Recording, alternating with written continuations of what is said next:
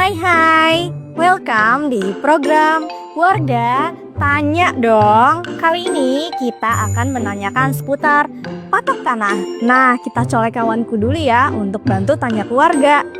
Eits. Oke kawan, siap laksanakan. Oke, selamat pagi Bu. Dengan Ibu siapa nih? Saya Ibu Wati. Oke, Bu Wati mau nanya nih Bu. Kalau menurut Ibu patok tanah itu penting gak sih Bu? Oh, penting banget karena itu untuk mengetahui batas kita ya, di mana patok-patok itu misal sebelah utara di mana, selatan, barat, timur gitu. Itu penting. Oke, halo Mas, selamat pagi. Dengan Mas siapa nih? Dengan Mas Ribat. Oke, Mas Ribat mau nanya nih Mas. Kalau misalnya ya Mas punya tanah, siapa sih Mas yang berkewajiban dalam menjaga patok tanah? Ya tentu saja pihak yang berwenang terhadap hal itu pemerintah. Tapi saya tidak tahu spesifiknya di bagian apa ya Mas.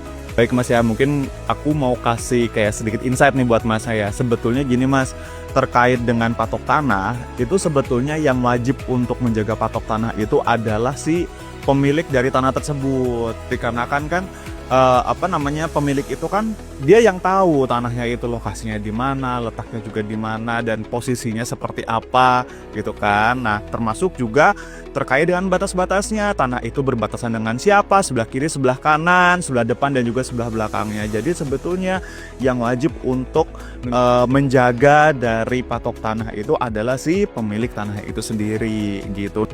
Menurut Masnya, kalau sudah ada patok tanahnya ini, perlu nggak sih Mas disertifikatkan, atau hanya patok tanah saja itu sudah cukup?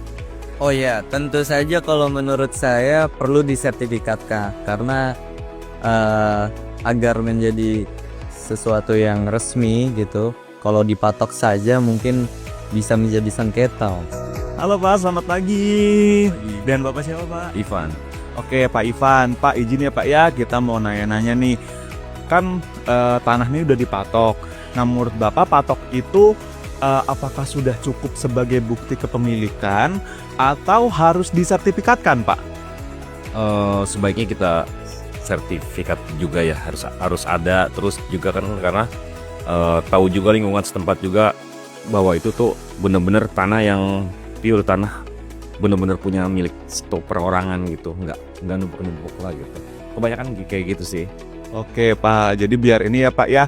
Jadi selain dipatok juga harus dipastikan, harus ditingkatkan legalitasnya ya Pak ya, dengan sertifikat. Ya betul kayak gitu. Oke, nah Pak, mungkin juga sebagai insight Bapak juga ya, insight juga nih bagi yang nonton, kalau patok tanah itu tidak cukup sebagai sebuah bukti kepemilikan, bahwa bukti kepemilikan yang sah dan juga diakui adalah sertifikat. Oke, cukup dulu, kembali lagi ke kawan aku yang ada di kantor. Oke, makasih kawan. Kita pantun dulu deh.